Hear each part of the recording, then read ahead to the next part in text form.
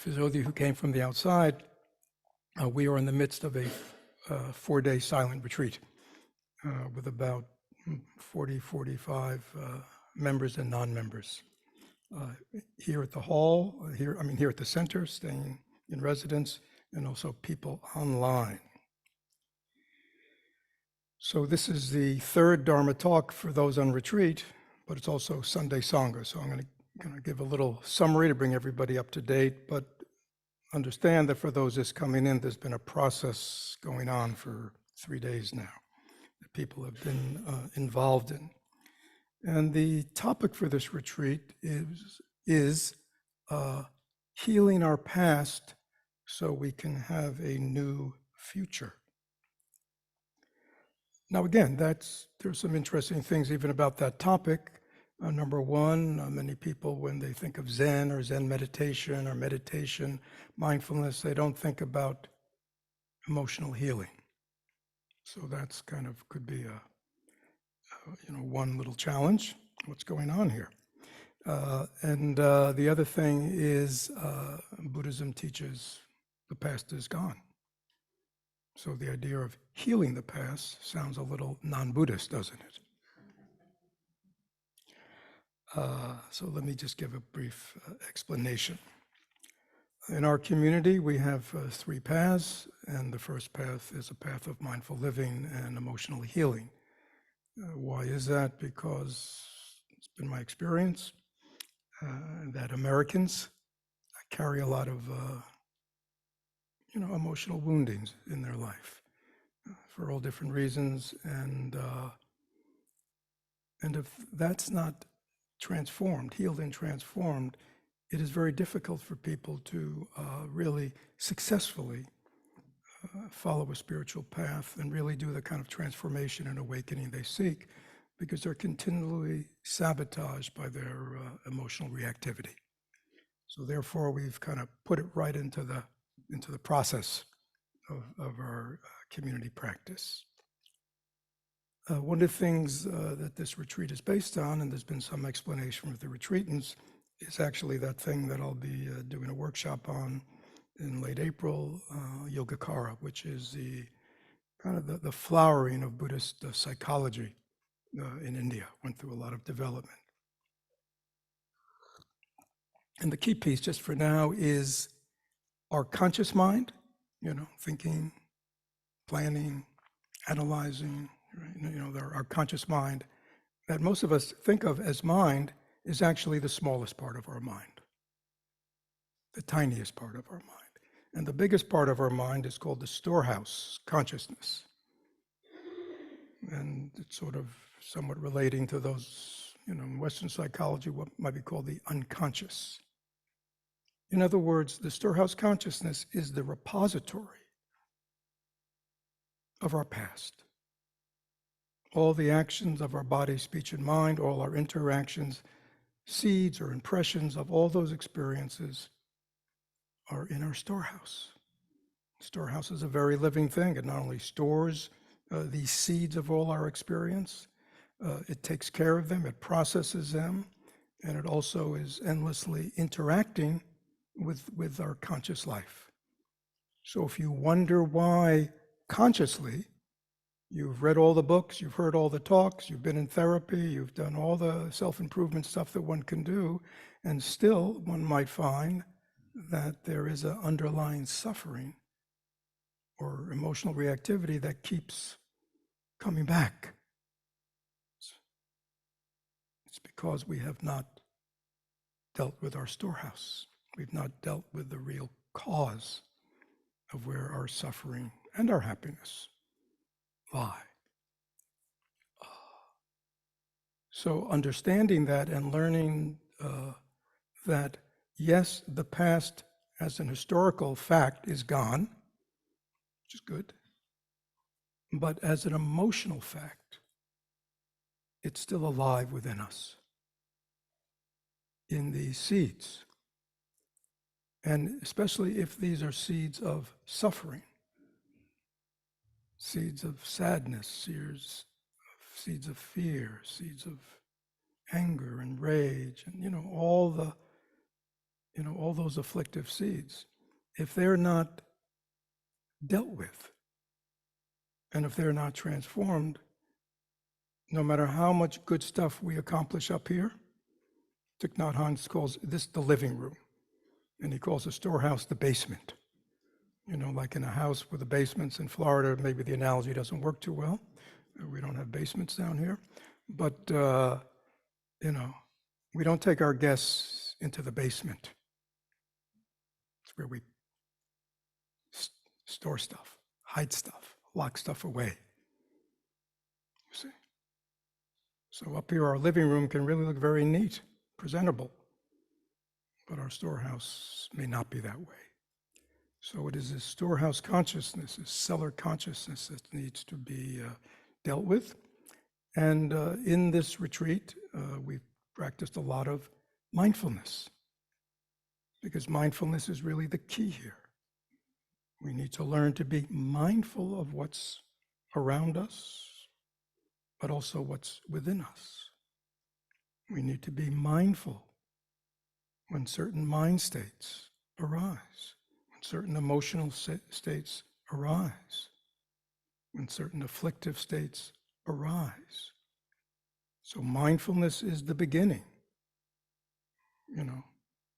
I am aware what's going on with me. Most of the time we're not aware. We're just thrown into reactivity, thrown into anger, thrown into fear, thrown into sadness, swept away. There's no awareness. There's no presence. So becoming aware of is very important. Second very important thing is correct labeling. Many of our things, our anxieties, our fears, our resentments, our irritations, our sadnesses, our hurts, we think they're normal. We think they're us. But in Buddhism, they're called suffering. So learning to label these things appropriately, not only just aware that they're arising, but to aware that suffering has arisen in me. It's very important. Right? And then learning to hold it in awareness, right? Because usually we don't want to hold our stuff. We want to what? Act out, or repress, or manipulate. Or you know what we love to do as Buddhists? We love to do a practice. Let me say, what practice should I be doing with this? So we're very busy with our practices, right? Which to me is just another excuse we use not to feel.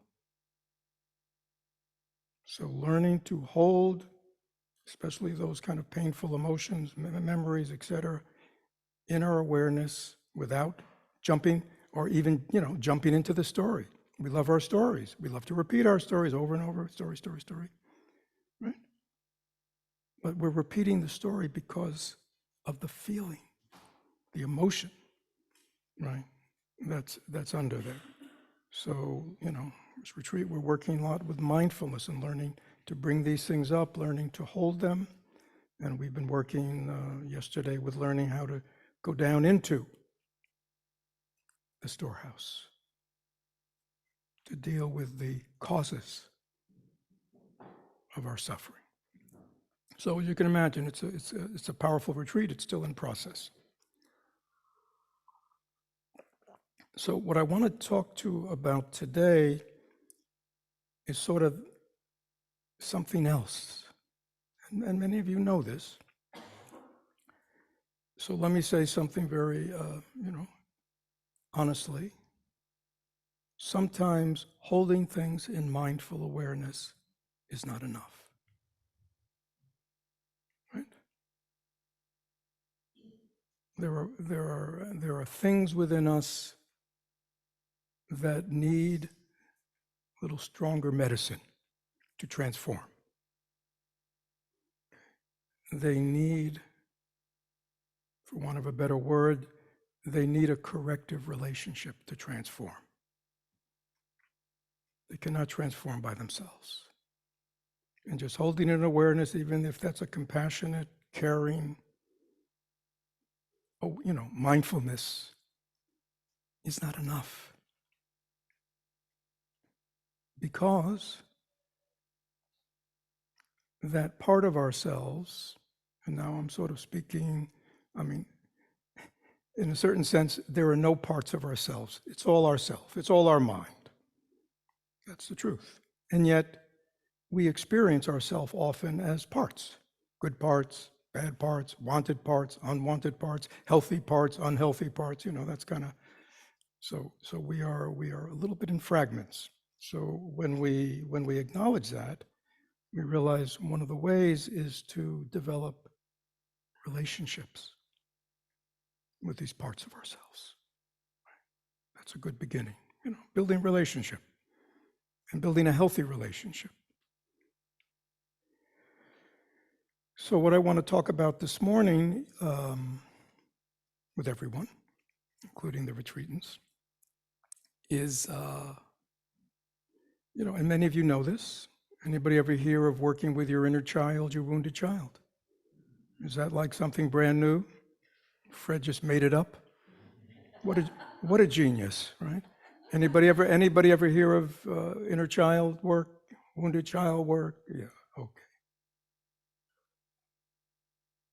How many people have even done a little bit of it?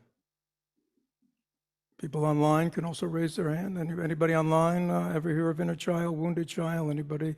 They have that little thing on the button they can raise their hand. Anybody ever done the inner child work? Yeah, lots of people? Okay. Then why do we still suffer? See, why do we still suffer? Interesting question. Why do we still suffer? And having worked, before I was a full-time Dharma teacher, I was a therapist. And even as a Dharma teacher, I continue to work a lot with, or all the time, with people and a lot of this stuff, our stuff.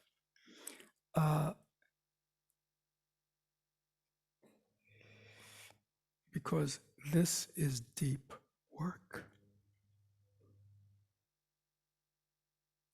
And many of us, we're good at working our stuff up here,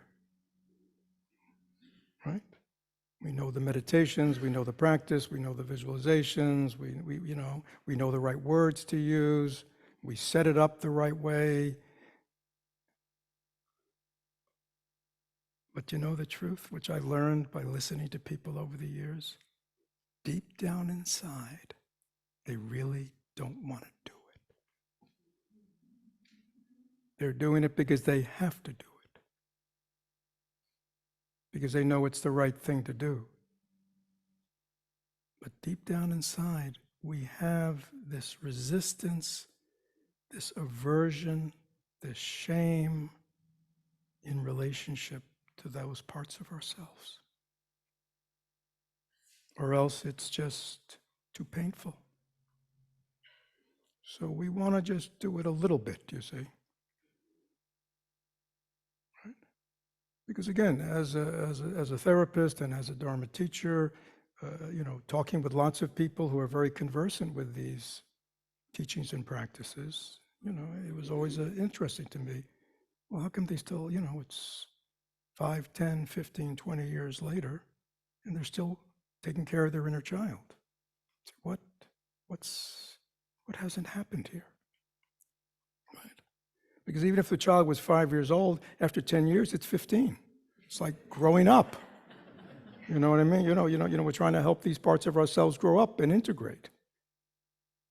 Right? So there's something missing. And because we are, highly intellectual people, highly therapeutic people, and we read a lot and listen a lot, and, we don't realize when we talk about our inner child, we talk about the parts of ourselves that are wounded, that got hurt, fear, sadness, loneliness, disappointment, rejection, anger, rage, you know what I'm talking about? Again, and we're all different. Some people that was very powerful, very traumatic. Some people it was not, that deep. So I'm not talking about everyone, but I'm talking about many of us, because there's something about our culture, our fragmented culture. I won't go into the sociology of American culture, but there seems just to be a lot more woundings that go on within our little nuclear families. Seems to be a lot more suffering in these types of relationships. Not to say that it wasn't in the past, but it seems to be very pervasive. Now, one of the things about children, if you can remember being a child, or if you've had children or been around children, is their cognitive ability to think, to understand, to see big picture, either doesn't exist or it's very undeveloped, right? So children feel. Children feel. They feel emotions. They feel fear. They feel loneliness. They feel sadness. They feel anger. They feel rage. They feel disappointment. They feel all kinds of things, right? I think just went down to address it. They must have you on speaker in the kitchen and it's so loud. Oh.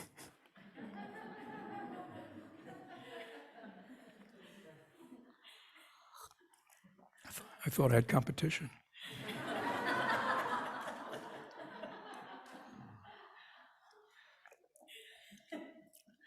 Yeah, so children, when they're dealing with adult things, right? This is children in the environment of adults dealing with adult things. And a lot of the adults, and we know that, a lot of the adults who become parents carry a lot of wounds themselves. So their capacity, on the one hand, to show up always for their children in a loving, protective way is severely limited because they didn't receive it. But also they carry their own wounds of anger, fear, and sadness, and frustration, right? And they often act it out on the child, or the child's ignored, feels unloved, So, and again, children, magical thinking, children aren't rational, right?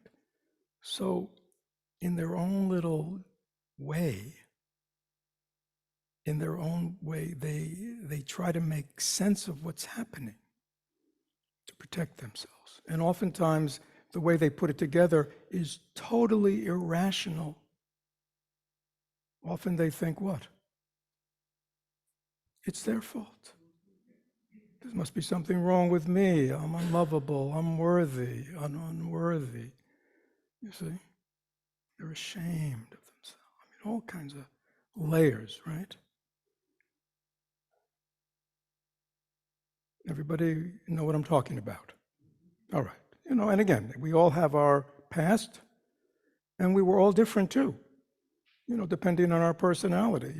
Some of us are fairly insensitive. Some, you know what I mean? There are people who can go through things and like, you talk to people who grew up in the same family. One will go, Mom and Dad were emotionally abusive. The other person will go, what are you talking about? So again, that's, everyone's different. But it doesn't mean it wasn't happening. It's just people deal with it in different ways. So then what happens? So this is for a child, very painful. And for most children, there's nobody there to talk to about it. There's nobody there to comfort them. There's nobody there to tell them you're fine. There's nobody there to give them an alternative experience, right? That's wholesome and positive and loving and protective. So they have all this stuff inside them. It's painful, right? Painful. So what do? They do something else. And in that something else, there are lots of strategies, right? And because those experiences are not processed in any healthy way, not processed, children are not processors. They hide, they repress, they lock away, right? And then what do? They get on with life. You know, they become a teenager, they become a young adult, they become an adult, and they get on with life. And do a lot of the things that people are supposed to do. They form relationships, they work, they, right? Get on with things. And say, that's behind me, right? That's behind me. Yeah. It's behind me. The trouble is what? It's not behind us. It's part of us, even if it's locked away, even if it's not dealt with, even if it's denied, repressed, whatever. It's not, it's still there, and it will come out. Because again, remember I talked about the storehouse? The storehouse house all the seeds of the past.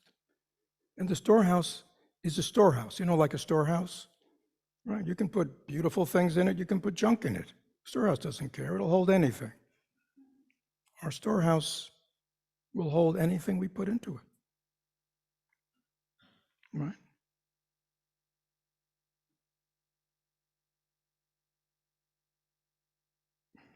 And therefore, because these parts of ourselves are frozen in time, which is another important thing, they're frozen in time. Time hasn't passed for them, right? So if you wonder why outwardly you appear to the world as a mature adult, right? Many of us appear to the world as a mature adult. Just nod your head as you think, yeah, I've been doing a pretty good job at appearing to the world as a mature, competent adult. We're often, I don't know, there are many things to find out there's a part of ourself, and it's really often the emotional part of ourself, is still very childlike, overreactive, blows things way out of proportion, gets bent out of shape so easy, right? Always anxious, always worried, always concerned about other people, always afraid, so easily get angry and resentful, and you know what I'm saying? Or sad, you wonder, like, where is that coming from? See? Because it doesn't seem to be coming from what's going on up here. And now you understand where it's coming from. So these wounded parts of ourselves, these children, they're always inside scanning. And when anything seems to be like, what's going on with it, they react. So we find we have this kind of emotional reactivity, that if it's not dealt with, healed and transformed, talking about transformation, they will be as strong today as they were 10, 20, 30, 40, 50, 60 years ago, right? When you touch those places, when you're present to those places, the experience is very raw. Does everybody know what I'm talking about? And we kind of go, how can this be? Right? I mean, this thing happened, 20 years ago or 50, because the storehouse doesn't live in time. You see, it doesn't matter in the storehouse. It just stores things, right? It'll store something that's, 1 day old, and it'll store an antique that's 200 years old. It'll just store it. Anytime you want it, there it is. So knowing that, in our path of healing and transformation, now why do we want to heal and transform? Maybe we'd like to be happy. Maybe we'd like to have healthy relationships. Maybe we'd like to feel good inside. Many of us still, even though how we appear outward, we just, our kind of daily life feeling tone is unsettled, is anxious, it's worried, it's on guard, it's sad, it's, just a lot of, resentment, easily irritated. You know what I'm saying? It's like that low-level hum. Storehouse. So, yeah, we want to be happy. We want to have a good life. We want to have a what? Kind of a mature emotional life that exists in relationship to reality of what's going on, not what went on before and is just kind of spilling over in the present, right? Because oftentimes you go, well, where's this strong emotion coming from? It's coming from the past, which is alive in the present. It's not coming from what's going on. Right? So the practices we've talked about up to now, I'm talking to the retreatants now in practice, are very helpful. Right? Just being mindful, being aware, learning how to join our emotion, our afflictive emotions with mindfulness, learning to bring in understanding and compassion can be very healing and transforming. But there are some things that need something else. They need this kind of corrective relationship to transform.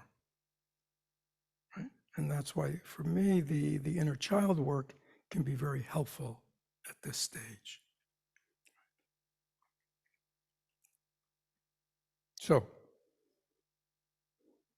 just close your eyes and just see, is there kind of a wounded child in me that, early on, kind of life wounded them, those relationships wounded them.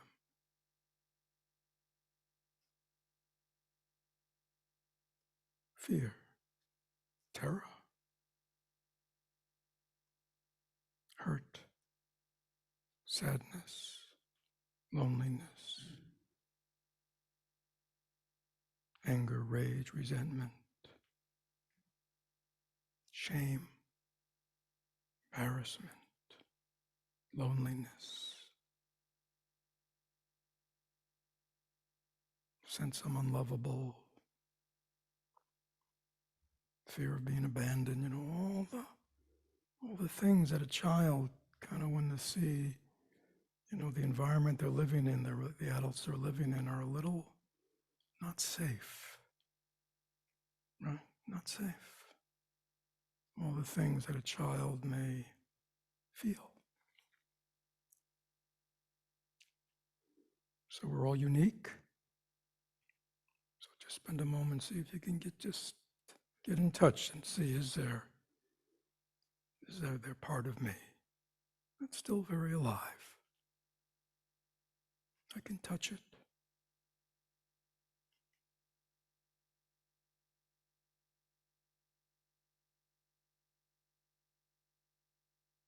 I can be aware of it.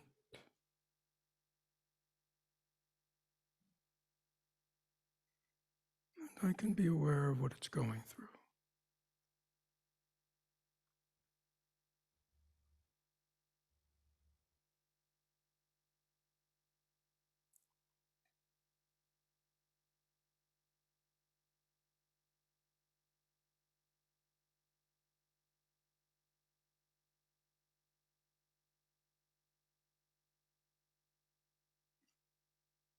And the other thing to be aware is we touch this part of ourselves, this whole part of ourselves, a childlike part of ourselves, is often how alone that part of us was. There was nobody there to hold it, to protect it, to give it another message in light of what it's been receiving, or that they could talk to and somebody could give them another way of looking at things. How alone they were within themselves. They had to deal with it all by themselves. not easy for a child. I mean, children, they're struggling to learn how to tie their shoes and zip up their coats. Right? How can they deal with these adult kind of situations?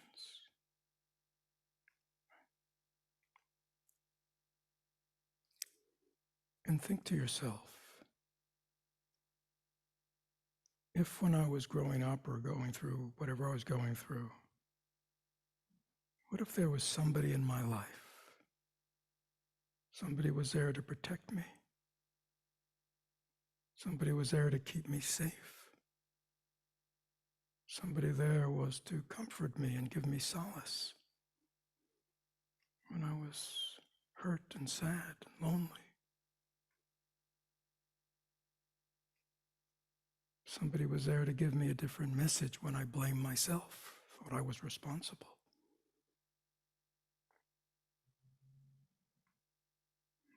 What if I had that person in my life?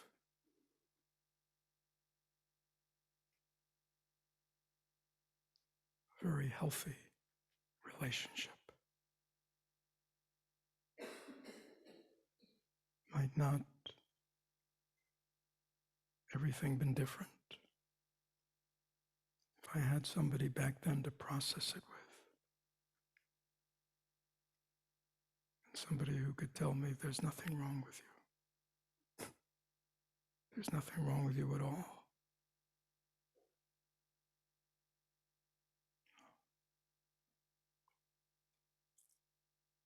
So often when we reflect in this way, we see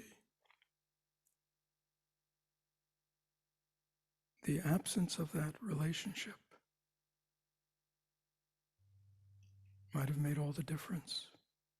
I mean, it didn't mean it might not have been a difficult situation. No. But not as difficult. And more important, there was somebody to process it with so I could talk about it. I could share, I could process. I could receive affirmation of my worth and what I was going through was okay. And this,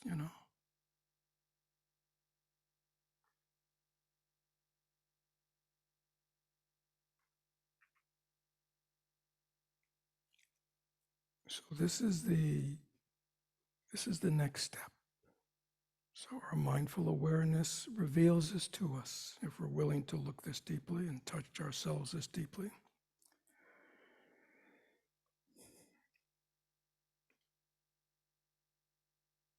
And we realize that part of ourselves is still frozen in time, stuck in the past, as if it's the present. Still stuck with those feelings, thoughts, perceptions.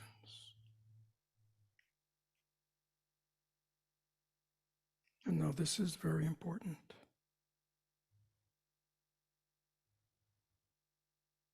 We realize I am here. This is you, the adult. You, the adult who's grown up,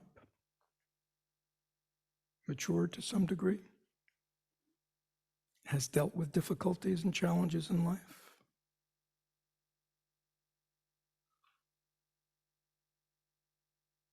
And perhaps because you've had your own children, your own relationships, your own families, whatever, various ways, friends, you realize, oh, I know how to be with somebody who's suffering. Some of us may do it all the time.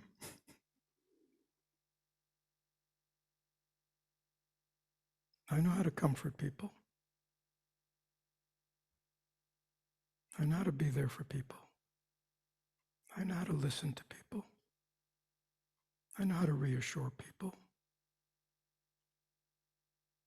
I've done that. I've done that in my life. I know how to do it.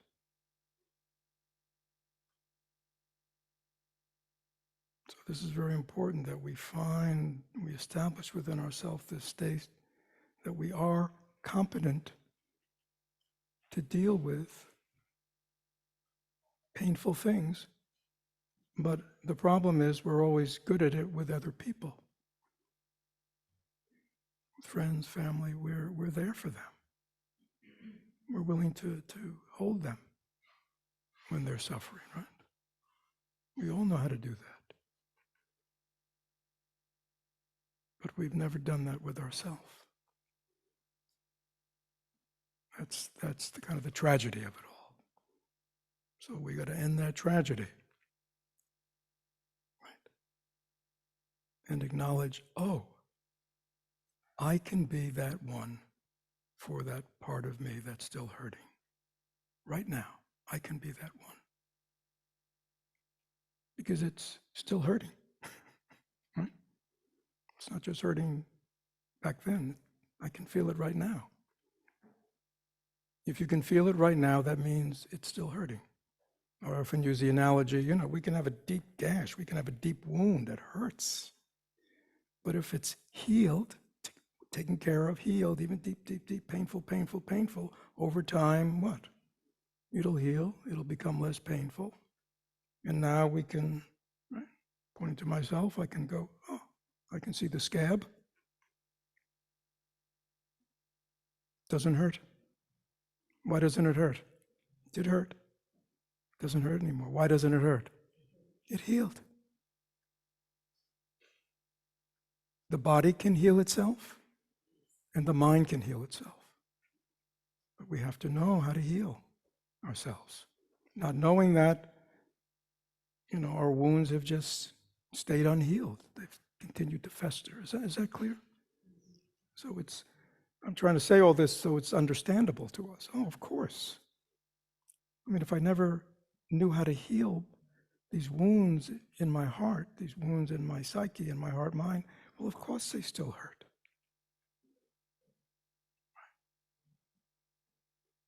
But now I know. And now I know I have the capability. Right? We all have the capability. So the question becomes, what? Am I willing? Am I willing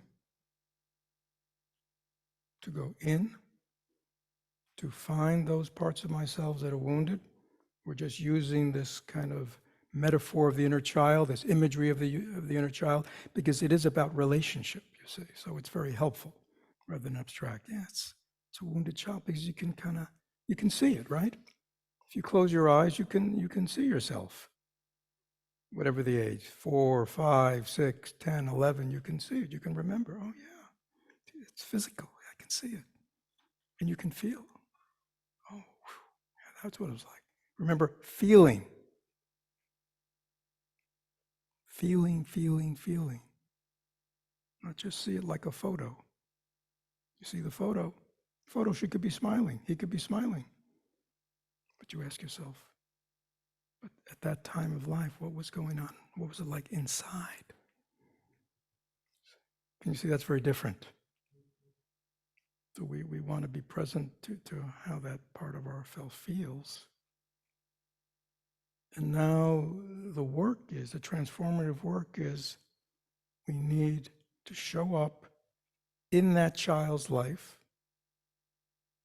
right now and let them know what. I don't care if this has been 20 years or 50 years that we've left that child alone, all by himself or herself, still trying to deal with stuff. We go in and what do we say? I see you. I see you. And we may want to deeply apologize. Forgive me for not acknowledging you, for hiding you away, for being ashamed, right? As I'm up there in the living room entertaining people, right? Good time. I've left you down there in the basement. I mean, can you imagine what that's been like? It makes Cinderella look like she had a good childhood or something,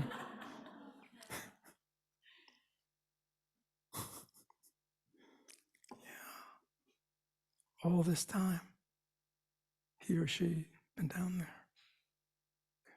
So it's very important. It's metaphorically, but it's really symbolically very important, that we go down into the basement, wherever he or she is locked away, and say, I'm here.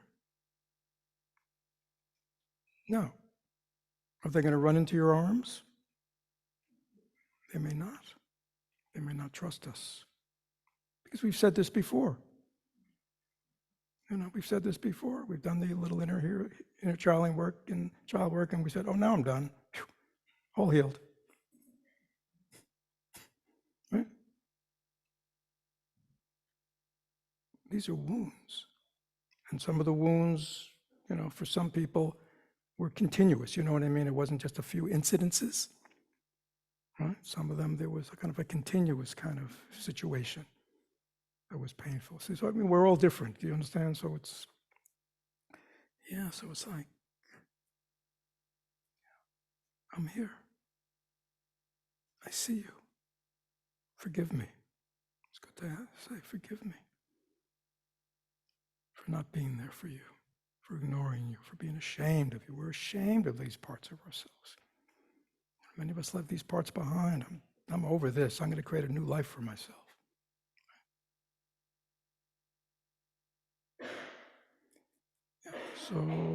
I see you.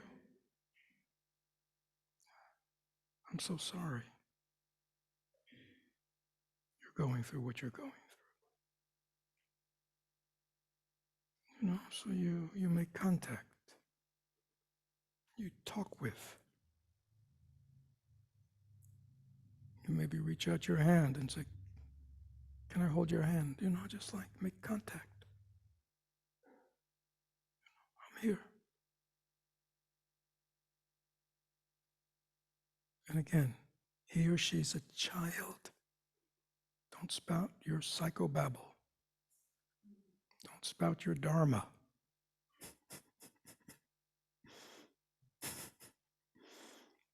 It's a child. Very simple. I'm here for you. I promise I will keep you safe. I will protect you. You don't have to be scared anymore. I'll protect you. Why? Because I'm big. Right? Right, everybody? We're big. We can handle life. Right? Somebody gives a problem, we can call 911, right? It's like, we can tell them to stop. We can exit. We can do lots of things. We can protect ourselves. Right? We can, oh yeah.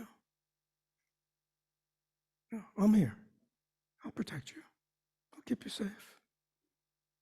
Yeah. I'm here. When you're sad, I can hold you. I can tell you everything's all right. When you're angry, I can hold you, calm you, reassure you, be there with you.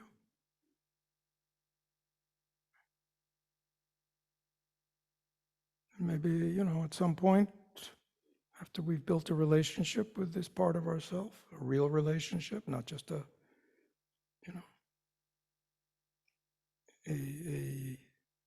feel-good kind of psychobabble relationship, but a real relationship, real embrace, a real commitment. A commitment. If anybody's ever been a parent, a commitment to a child is what? It only lasts a couple of months, right? No, you're stuck with them for a long time. Even when they're adults, you're still their parent, right? It's a commitment. Some of us, we just, well, all right, I'll do this for a while, and then I'll get on with things. No, it's a commitment. And at some point, we want to what? Take him or her out of the basement. Bring him up to the living room. Be part of your life. Don't be ashamed. Don't be embarrassed.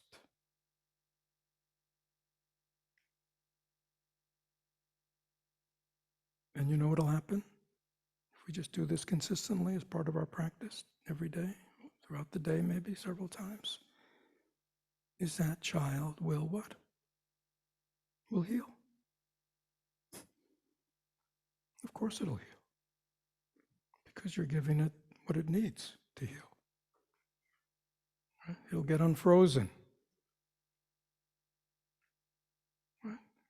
The more you're able to do that, the more you're in relationship to that part of you, the more it's in relationship with you, it'll kind of merge, and it won't be, and there may be other parts, it's like many people feel they're like parts, they don't feel whole. Healing means to become whole. Right? When we want to heal ourselves, we want to become whole human beings. We embrace all of ourselves. What is mindfulness? In a certain way, mindfulness means openness. I'm open, present, aware to whatever arises. Whatever arises. And I just deal with whatever is present. If suffering is present, what do? I respond compassionately, right? If happiness is present, what do? I enjoy myself. So simple, this life. When we allow ourselves to be free and just mindfully aware, present, open.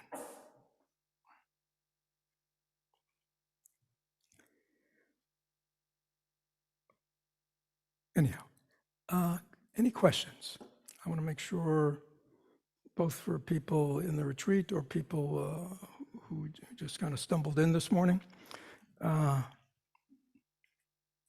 me just say for a minute about, since people are on retreat, there will not be any tea today. Usually we have tea afterwards and we socialize, but because the people on retreat are in a silent retreat, actually. So I'm going to ask all the people in retreat just as soon as it's over, just to go downstairs, and usually there's lots of talk and hustle and bustle after sitting, but if people who are not in retreat would just not talk in the hall, you can talk this is the hall. You can talk outside to each other because the retreatants will be going downstairs. Okay? So, any questions? And people online can raise their hand and John will acknowledge them. So any questions about anything that's been said, or both theoretically in terms of what's been shared, or also just in terms of, how to do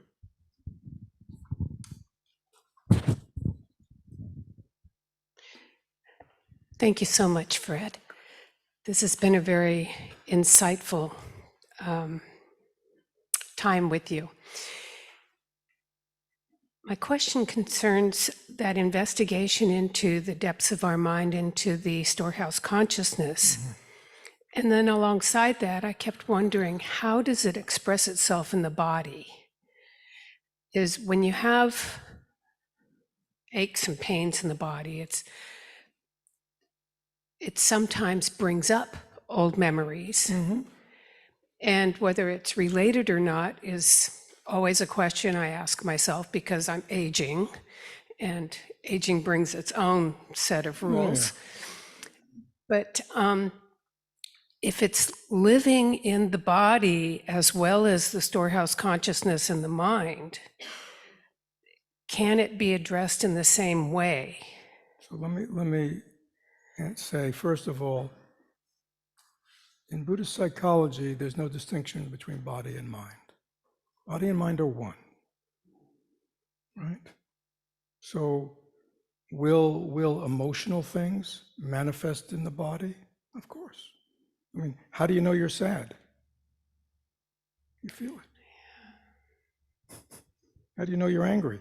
Hot, clenching fist. How do you know you're scared? Constriction, shallow breathing, So emotions, are in the body. Mind is in the body. So it's the same. Yeah, so Yeah, I mean, obviously we have to distinguish between the aches and pains of growing old and the aches and pains of our heart, right? But again, this work is not so hard. So I was just going to respond, and then somebody over here. Often, we begin here. So we begin in the conscious, right? All of a sudden, you wonder where these feelings are coming from, or this reactivity is coming from. You know what I mean? You're up here, and you see it, right? And you wonder, where's it coming from? Right? Instead of blaming your husband, like right? I mean, we you know what I'm saying? Our traditional way is to blame people, situations, our parents. We blame everything outside ourselves rather than saying, oh, the seeds of my suffering are within myself. That's where I need to look. So we start here and we follow it back. Simple question, and we've been working this on retreat is, again, during the course of the day, might you get irritated a little something, or you know what I mean? But it's these persistent ones. You go, wow, this has been persistent, pervasive, keeps coming. So these are the ones, and you begin to just look deeply into it. What is the root? We want to get to the root. Right? Buddhism, we want to cut things, uproot things at the root. If we're only just trimming the leaves and branches, it'll go on forever because they grow back. So that's why a lot of our work we've done in healing transformation, we've never gotten to the root. So it keeps coming back. So we want to get down to the root. And in that root, I mean, the metaphor is, we want to pull out the root, but we don't. We heal and transform it. That's the way we pull it out. Our tools are understanding and compassion. That's our tools. Okay? Yeah. So my question, which kind of goes along with what you were saying just now, in your opinion, do you think that all wounds can be healed, or is it always just the pruning? Do you really think that any and everything that's happened that's really detrimental can be overcome? I want you to pay close attention, my friend. All wounds can heal. Because you weren't born with those wounds. They came afterwards. So in Buddhism, we don't believe, we actually experience, the fundamental wholeness of our mind. Right? We touch the seeds of all the good qualities that are in us. Love, compassion, understanding, so many good things, right? But we realized often because of our life, which often meant as a child, all the influences, cause and conditions, that all the wholesome seeds often weren't the ones that were being watered in life, right? Oftentimes the seeds that were being watered were the unwholesome, fear and anger, you know what I'm saying? So, but they're not you. Okay, they're not you. The analogy in Yogacara is caretaker gardener. Right? Right? So one day you wake up, take a deep look at yourself, and go, whew, inside, you go, oh, there's a lot of weeds in there, right? You know what I mean? Which is kind of way looking at our suffering, And my flowers, not too many flowers, or they're kind of being crowded out by the weeds, like, okay. What do? You're a gardener. Got to start getting the weeds out, making some room. Got to start planting more flowers, more vegetables. Within a couple of years, can you have a very different garden than when you started with? Yeah. It's really, I mean, that sounds mechanistic, but it really is just like that. Right? We just have these seeds within us. And because of causes and conditions of our life, and again, you just don't have your own seeds. You have your mother's seeds, you have your father's seeds, you have your aunt's, you know what I mean? I mean, there's all kinds of stuff has been transmitted to us, you see. You know what I'm saying? So to say that just mine is really not the truth. So many variables have created us. Right? But yet we stand here today, you know, in awareness, self-awareness, with the practice, and we go, now I see what's going on. You know, in the past, we didn't see what was going on. We just, you know, our seeds are just pushing us. We're just reacting. We're just kind of holding on. You see what I'm saying? But now, like what we're talking about today, we go, oh, now I get what's going on here. Yeah, and there is a path. Right? But and this is an easy path, right? Because we used to believe that the path was, I got to change the external world. If I could just change everybody around me, you know what I mean, and change the world and change who the president is, you know what I mean, and get my party, and you know, then I'll be happy. Then everything will be good, you know. And at a certain point, we realize, I can't control all that, can I? I can't control any of it. But I can begin to attend to what's going on inside me. There we have a chance. Okay? Thank you. Anything online, John? Oh, okay. Those online people, they're just gonna. Anybody else? Anything, any questions about what this is about or how to proceed with your own healing transformation? Anything not clear? No? Okay. The question is, how does reincarnation affect what we are born with? So, you know, we don't teach reincarnation here. Actually, in traditional Buddhism, it's called rebirth, which is a little different than reincarnation. You know, we are being born and reborn every day. Every moment, we're being born and reborn, you know? You know, it's funny, when I was a clinician, I used to do something called clinical hypnosis, which was really working with people using hypnotic ways. And of course, since I was known as doing clinical hypnosis, every now and then I get a call. Guess what I get a call for? Past life regression. Oh, I hear you do it. Will you do past life regression with me? And then I'd have to inform the person. I'd say to them, well, the truth is, you know, I'm a clinician, so I use hypnosis in terms of working clinically with people. And then I kind of give them the little zinger. I say, you know, I find most people just kind of working with what has occurred for them in this life is enough work to do. You know? But, you know, if you believe in past lives and you believe past lives affect you, that's fine. I mean, it would, because everything is cause and effect, cause and conditions. So, you know, the Buddha said, right? When people would ask him, they'd ask him the same question. You know, the Buddha was very interested because he grew up in a society, you know, India, you know, very highly developed. They love metaphysical discussions, and they love metaphysical. You know, he'd get a lot of metaphysical questions about spiritual matters. You see, and he wasn't interested in that. He was interested in helping people wake up and be free. So when people would ask him about past lives, he'd say, you know, you want to know what your past life was? Look at the condition of your present life. That's all.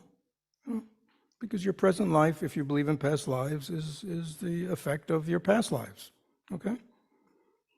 And then he'd say, for people who said, you know, about the future, he'd say, you know, if you want to know what your future is going to be, look at how you're living your present life. Because right now you are creating, you know, the causes for your future. So I think that's a good answer. I'll stay with the Buddha on that one.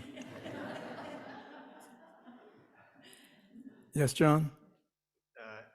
We have quite a few questions coming in. I'll give you the first one. It's comment question. Well, give me the ones, we only have a couple more minutes. Give me ones that are like most applicable to kind of everyone rather than very specific, Okay, since this is a group endeavor here today. so here's one. Mhm. Do you do this inner child work within your normal meditation during the day? Can one? Yes. Again, it is, again, this is deep, introspective, mindful work, right? So, mindfulness is this wonderful capacity of the mind to be present to, okay? And everybody has it. And, you can use it in many, many different ways, right? We know, even though, mindfulness came to like America, part of the Buddhist movement, we know there's a whole secular mindfulness movement. Everybody aware of that? It's cover of Time magazine, it's like, and these days, everything is mindfulness and, right? So it doesn't matter what it is, everybody's adding mindfulness, right? But in the Buddhist tradition, mindfulness is part of our meditative spiritual path. Okay? So it has a very specific use. So mindfulness is to uncover and be present to the reality of whatever is going on within and without. I often say to people, mindfulness is turning on the light, right? So at least we see what's here, In other words, and people on retreat heard me say the same thing, but I think it makes sense to me. It's like if you're in a dark room with no light, and you don't know where the light switch is, you stumble around in the dark and you trip over things and you bump into things, you know what I'm saying? But it's all hit or miss, right? More misses than hits in the dark. But all of a sudden you find the light switch and you turn on the light. And all of a sudden what? Instantaneously you see what? You see what's here. And now if you have to move around that room, I got to walk around that, or I got to step over that, or I don't want to go over there. That's a mess. The light's on. Mindfulness is the light that lights up our present reality, inner and outer. Is that clear? It allows us to then do what needs to be done. Okay. So when you turn on the light to your inner life, when you turn on the light of mindfulness to your emotional life, and you're willing to be courageous enough to just take an honest look and say, yeah, that's what's there. That's what's really going on. That's what really happened. Yeah, that was the experience inside. Not like looking back as an adult, well, my parents really meant well and my father had a difficult yeah, that's all true.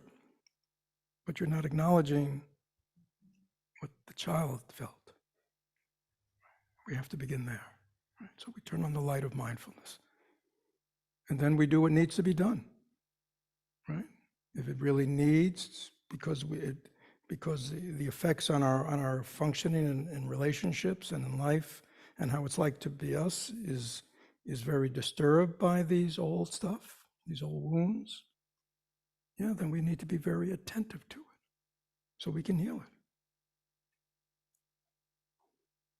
People say, well, how long do I need to do this for? Right away I know they don't really want to do this work, you see, or right away you can see they're resistant to it. How long do I got to do this?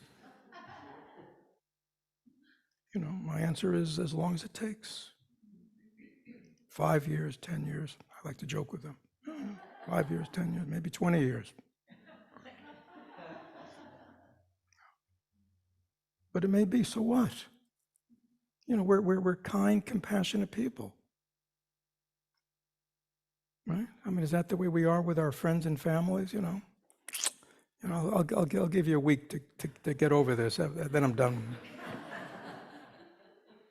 I mean, it's just fascinating, but when it comes to ourselves, we're like that. We're kind of cruel in a certain funny way.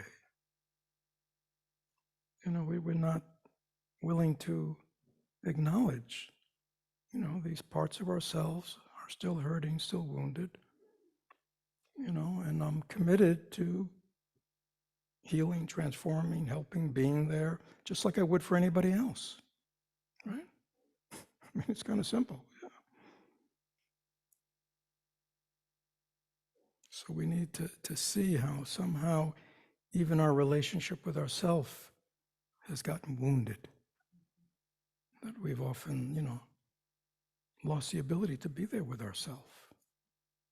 To know ourselves, to feel ourselves, to be committed to the healing and transformation of ourselves. I mean, that's our practice.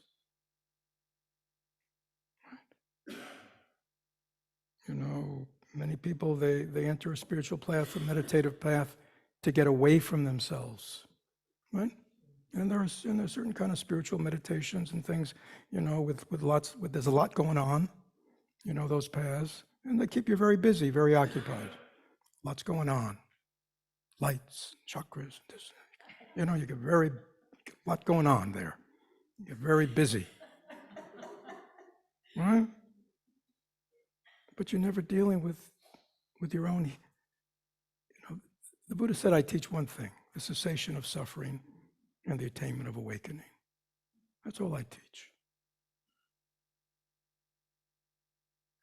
And the healing has to come first, the emotional healing, so we have a solid ground in our life, solid ground in our mind. So when we do the deeper meditations and the deeper practices, our results will be much speedier. But as long as we still have these emotional woundings, we'll always keep getting sabotaged. So here we are, friends. This is, very essential, but, there's a lot here. By the way, there is a wonderful book, Thich Nhat Hanh. Everybody know who Thich Nhat Hanh is? I mean, great Zen master, right? Great Zen master, right? But he was willing when he encountered us, and he encountered his own Vietnamese people in exile, and also from the war and everything, People have a lot of suffering. People have been very wounded. So he started just coming up with these practices. So it's a wonderful book. It's called Reconciliation by Thich Nhat Hanh. If this is something, I would say, read it. It really speaks to this. And he's a very beautiful way of speaking. He's a poet. So thank you, everyone.